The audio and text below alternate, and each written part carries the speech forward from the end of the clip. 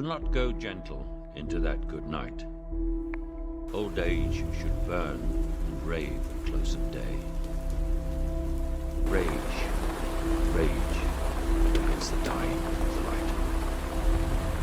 No wise men at their end, no darkness right, because their words had fallen like in vain. Do not go gentle into that good night. Rage, rage against the dying of the light.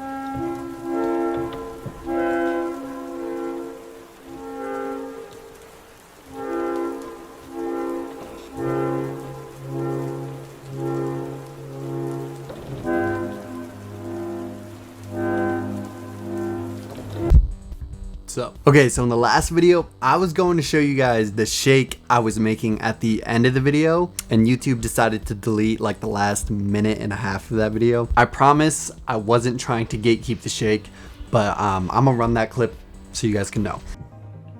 Shake time. I did get a new blender for Christmas, so that's why I got a different one. I think someone suggested I should add oats to the shake, so I started doing that. But for the shake, I'm doing 2 cups of Fairlife.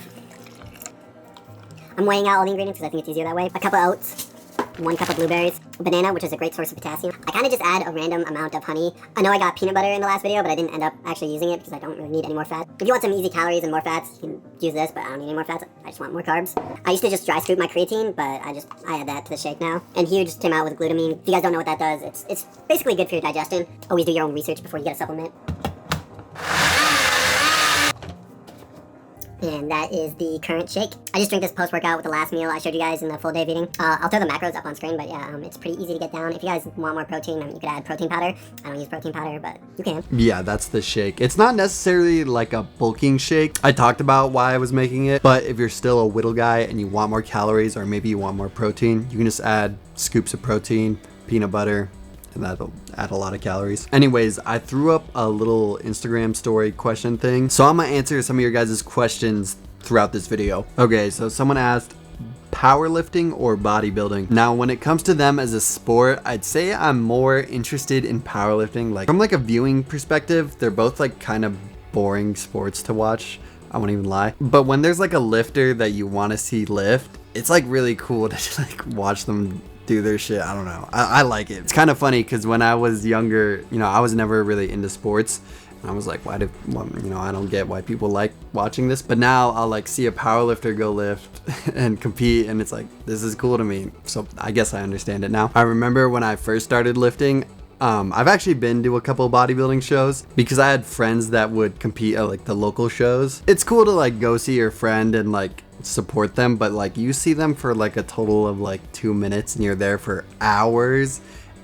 It's like the worst $70 I ever spent. When it comes to training, I enjoy both. I like powerlifting because like chasing the numbers and building them up is very tangible. Like your physique and like the look is very subjective and it fluctuates all the time, but like when you hit a PR, that's like cement proof of progress, which I like. So just like lifting heavy weight is fun. Also, someone asked, when do you sleep? For me, I know this sounds stupid, but for like my life, I'd say ideally I go to bed at like 5 a.m. I know that sounds shitty, but like I've always been a night person. Ever since I was like probably in middle school, I've always went to the gym at night. I don't know, maybe it'll change when I'm older. Sometimes my sleep schedule gets like really horrible. But yeah, I'm gonna see you guys when we go to the gym tonight.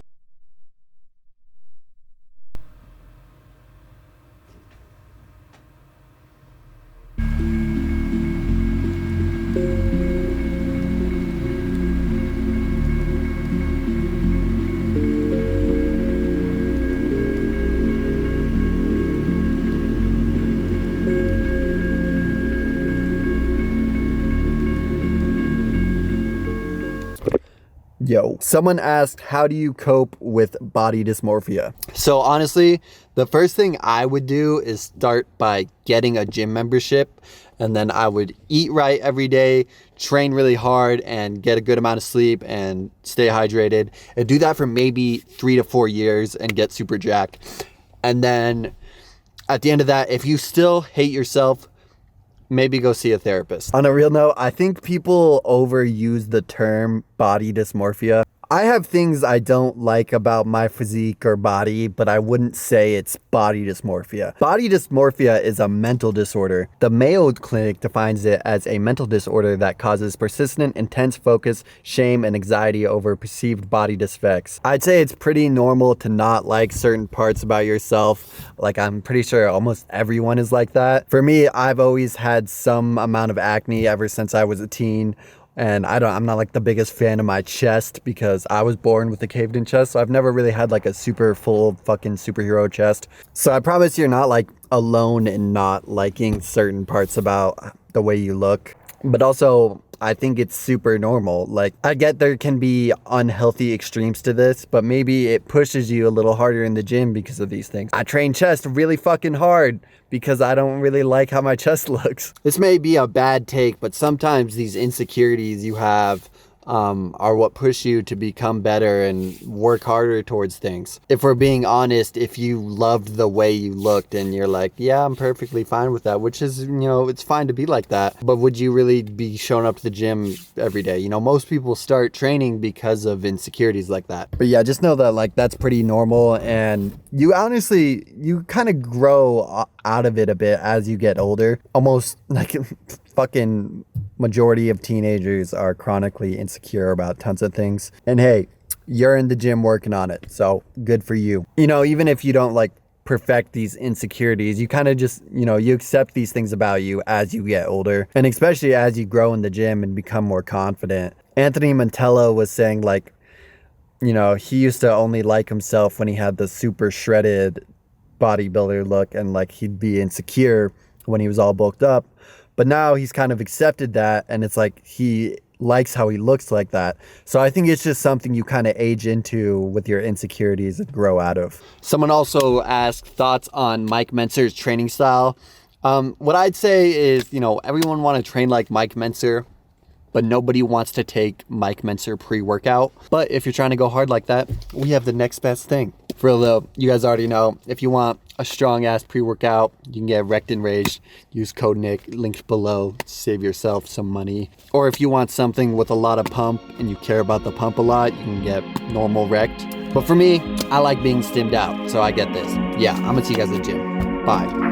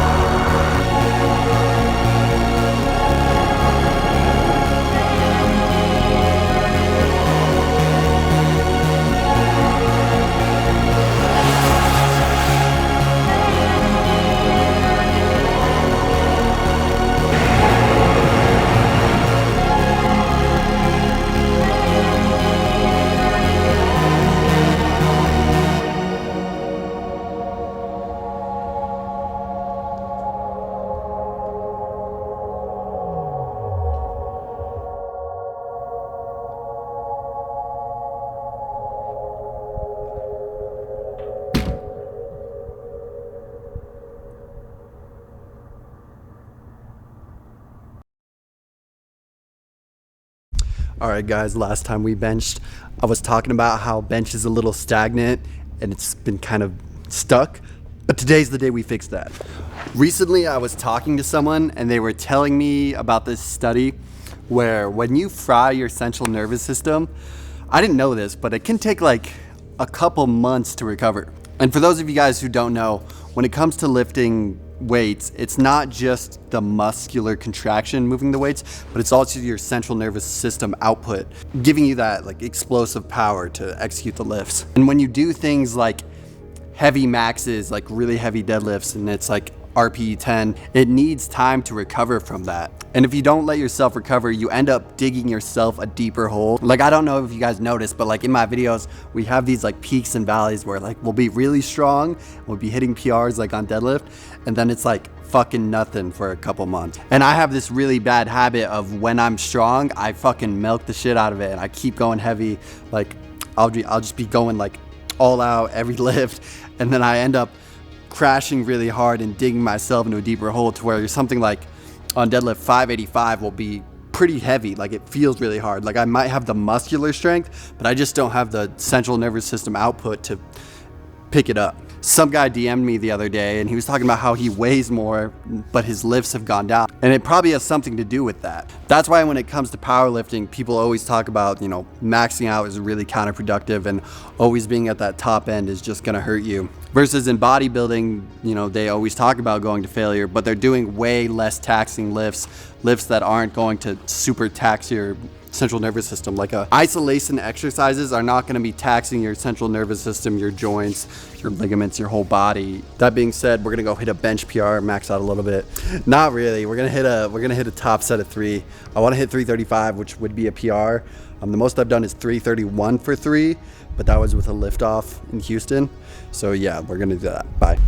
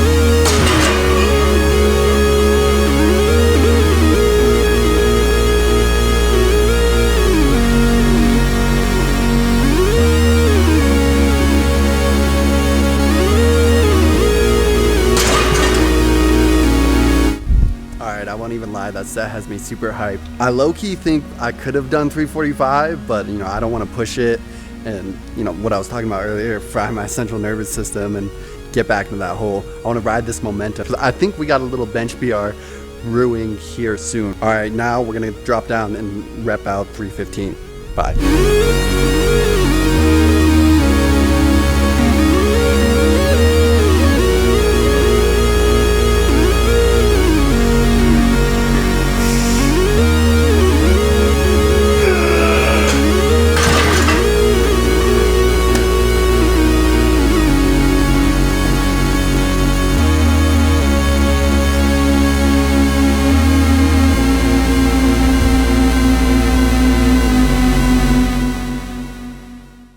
Alright, that was another bench PR. It was 315 for 6. Most I've done is 5. It actually feels so good when you fucking come back after crashing your central nervous system and all your lifts are back on the rise. I'm not going to ruin it this time. Maybe I will later, but not just yet. Anyway, someone asked what gives you the discipline to work out every day. So I notice a lot of people give some really general answers, like some sort of David Goggins, like, oh man, you just gotta suffer and all that. But I really think the answer to this is really different for everyone. So it may seem like I'm a disciplined person because I always go to the gym, eat my meals, all that type of stuff. But I'd say that's really because I love lifting a lot. Like, it's a passion of mine. So it's not hard for me to stay disciplined to this or eat the meals. Like, yeah, I kind of fucking sucks force feeding down all the calories sometimes, but it's easily worth it for me if I'm gonna hit the lifts I want or have the workouts how I want them to be. Kind of like when you play a video game and you'll do the shitty, unfun, grindy stuff, but it's because you like love the actual video game, like grinding camos in Call of Duty. That's kind of like forcing down your bulking meals. Like, that's not fun, but like the lifting part is fun for me. But then other things that I'm not passionate about, like in school, I wasn't the most disciplined person. Like, I never really applied myself in school. Could I have done good? Yes, but I just didn't apply myself. So I wouldn't really say it's like discipline that drives me. It's more passion. People say you gotta fall in love with the process. You know, like the man who loves walking will go farther than the man who loves the destination, which is true. So maybe finding a style of training that's enjoyable.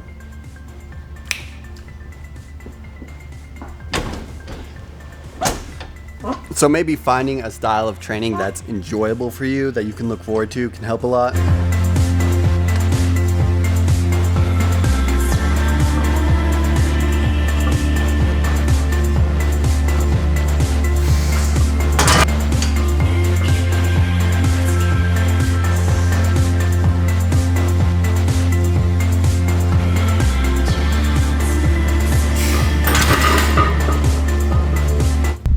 But at the same time, when I say that, I also know that progress can be really motivating and help people stay on track and keep going. When you hear like fitness content creators or whatever tell you to be disciplined, you know, they have outside motivators like money, and they probably just genuinely enjoy training.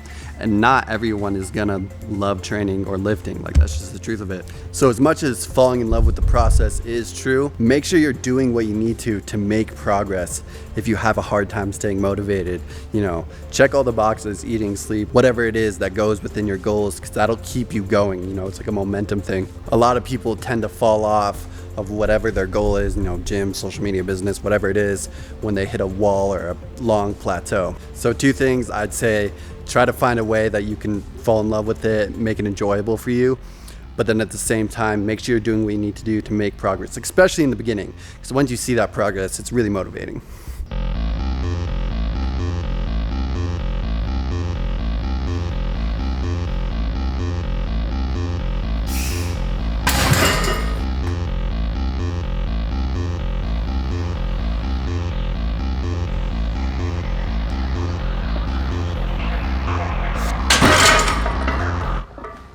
Okay, so someone asked, what happened to the Taurus? Like, why is it so banged up? So the side mirror, that just fell off one day, and I've glued it back on, and it just falls off again. I think the rain sort of deteriorates the glue over time. And then with the side of the car, someone actually backed into it. So basically what happened was my car was broken down, and it was the middle of winter. It was like a super cold ass day, and the part I had to like replace or whatever was under the steering wheel.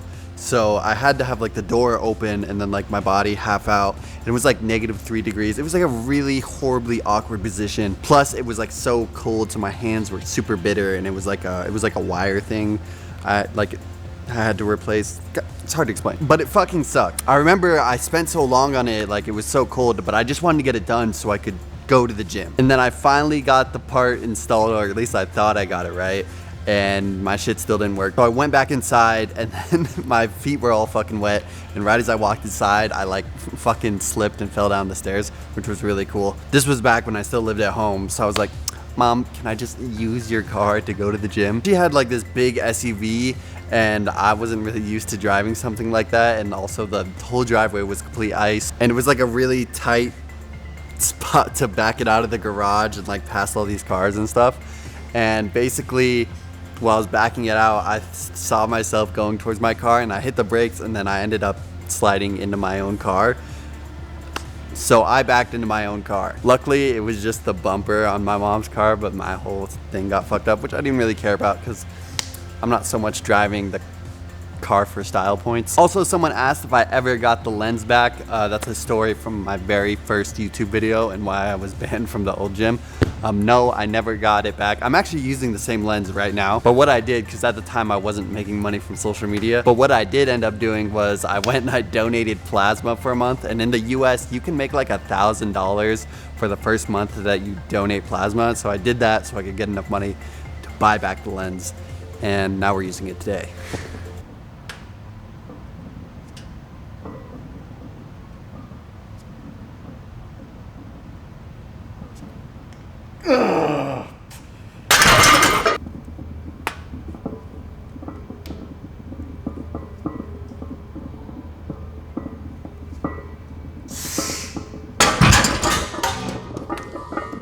Alright, somebody asked what is the best gym gear to invest in. So if you plan on doing like heavy squats and deadlifts, I'd say investing in a quality belt is a great idea. Don't get no Vallejo belt or those thin little bodybuilding belts that do absolutely nothing. Get a solid lever belt. I have the SPD belt, which is kind of pricey. Here's some other brands that are pretty solid, but it's really worth it to invest in a solid belt because, you know, if you're gonna be lifting for a long time, I mean, if you think about it, you're gonna be using that belt like almost every day for multiple years to come. I've easily gotten my money's worth out of this belt. The SPD belt is really expensive, but the thing that makes it special is the type of leather they use makes it mold to your waist over time. For instance, I have 2 of them. So this is my original one, it's a small, and then this one's a medium. The reason I got another one is because I was on the last latch of this and it was getting pretty tight. And even though it's the same belt, When I go to deadlift with this one, it feels like shit because it's not molded to me like this one is. So they feel like I'm using two different belts, even though it's the same one. Right now I use this one on squats since I'm not really used to anything with squats, but I still use this on deadlifts. Next, I'd say get a pair of lifting straps. I don't like the thicker ones, like the Young LA ones. They feel more quality and they have like this thicker material, and they probably will last longer, but they don't feel nice when you're lifting because there's so much fabric under your hand. I like thinner ones. Like, I didn't even buy these. Like, I found them at the gym years ago. These are like Harbinger ones. I think it's like the first thing that comes up on Amazon. These blue ones are what most powerlifters use. I only really use them when I'm going higher reps on deadlifts. But yeah, thinner straps feel a lot more natural in your hand. Like, they're probably a bit more prone to breaking, but I think they're way more effective. After that, I'd say wrist wraps and knee sleeves are cool. I just use these Gymshark ones because they sent me a box with their powerlifting gear, and I don't use wrist wraps on bench. You get wrist pain on bench. It's probably due to you not properly stacking your joints. So you shouldn't be using these to mask pain. You know, they can be, you can use them on bench to, you know, give you more support, but at the same time, you need to be making sure you're still properly stacking your joints, or you're still going to be fucking up your hands. I like them for squats a lot because it's really a lot of pressure compared to bench for me. A lot of people think they need some sort of squat shoe or deadlift slipper, but like that's like the last things. When it comes to squats, all you really need is like a flat, solid shoe. If you're doing low bar, most people are stronger in flats versus heels. Heel elevated squat shoes are more helpful if you're doing sort of an Olympic style squat, like high bar, ass to grass. Some people do benefit from heels on low bar though.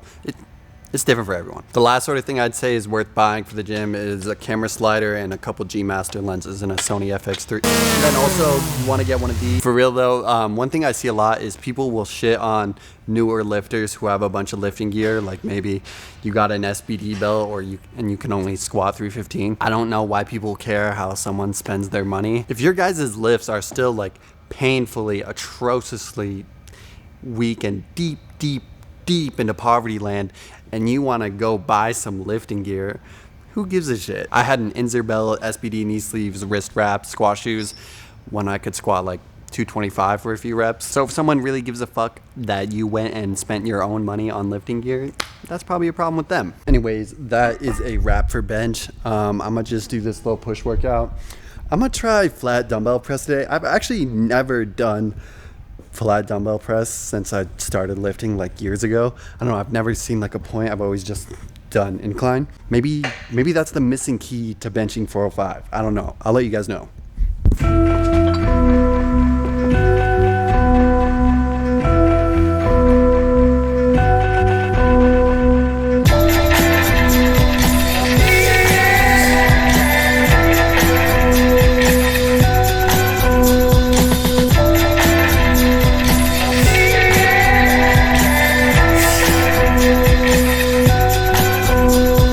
My girl, it used to always smoke cigarettes.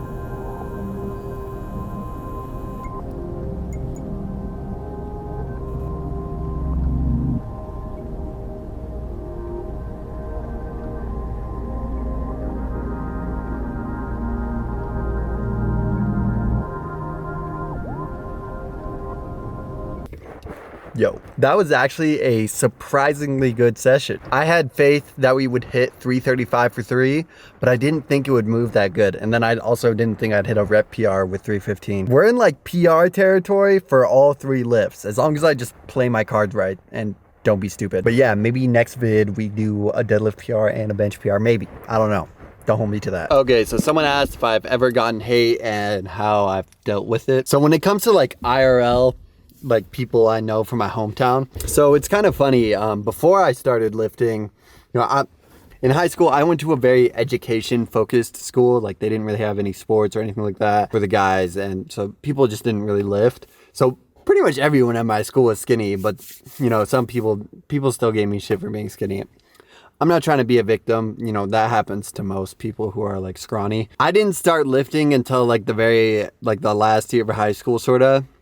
In my first year lifting, I put on 60 pounds. Then some people sort of gave me shit for being like a gym douche. Like, bro, why's your shirt so tight? And it's like, bro, it's the same shirt as before. You guys shouldn't take that sort of stuff personally. That's just how people are in high school, or just people in general. It's a projection. When it comes to social media, maybe I've gotten hate, but I honestly wouldn't know. When I started posting fitness content, I pretty much just unfollowed everyone that I know locally that's not like my friend or that I talk to regularly.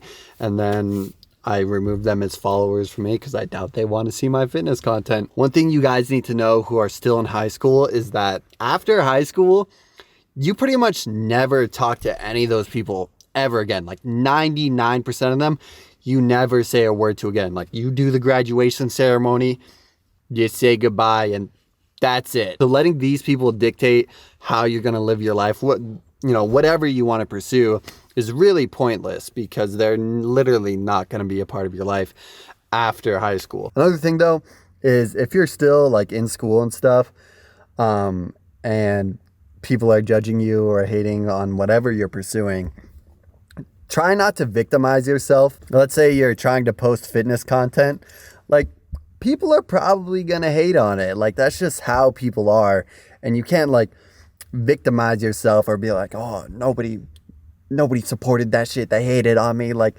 don't play the victim card on that stuff because it's stupid. It happens to like anyone who pursues something different. You're gonna get hate like no matter what you do. Like if you're gonna go to college, there's gonna be people who are gonna be like, that's such a fucking waste of money, you're so stupid. So you can't win no matter what. Just do what you want to do. When it comes to social media and getting hate online, it's actually kind of funny. Unless you're really mainstream, you're probably not gonna get too much hate. Like I maybe get a hate comment here or there, like super random, but I've honestly never gotten consistent hate or anything like that, except for people who rip off my vids, which is kind of funny. Anyways, that's all. I'll see you guys at home. There's dead ass like 2 other people at the gym, and they boxed me in, and I don't have power steering. I'm gonna have to do like an 8-point turn.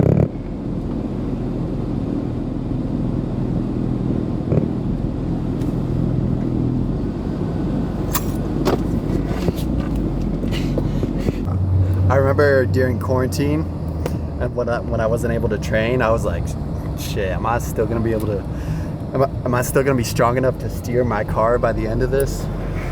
I was, but just barely.